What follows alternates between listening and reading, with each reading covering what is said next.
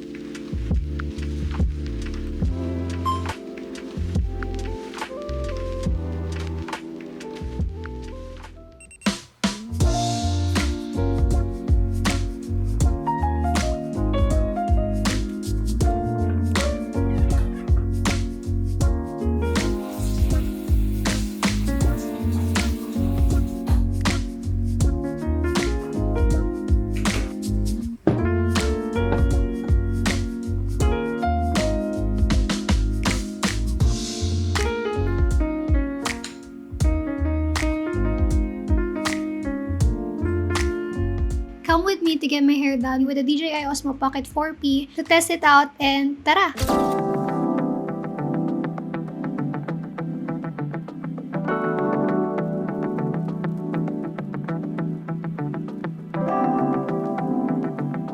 Pero ito, in front of you lang. Oo. Basta nakatapat yung camera. Yun lang. Graduate na po. Working na po. Hindi ka sasama. Hindi. Okay, so, sa ano? Diba? Alam mo na yung hanggang natin. Sexy ako dyan. Ito. Okay siya sa akin. Try ko ating light. Ito, yung una mo dyan, hindi ko siya tinanggal. Pinatay ko siya dito. Ayoko nang baguhin to kasi maganda na siya eh. So yung pick mo lang, naglagay lang ka ng something na obedient din dito.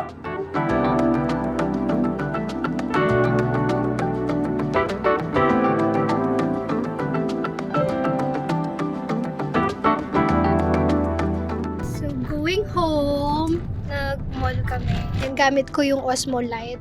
Super nice. Tatanggalin ko siya para makita nyo without.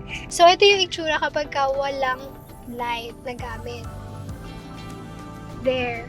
Super useful nitong light na to kapag kagabi. What can you say about my hair? Maganda. 10 out of 10. Panalo.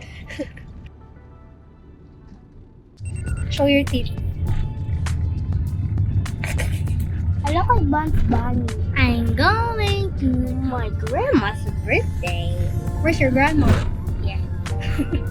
Because this looks good. So, you look great on camera. Good.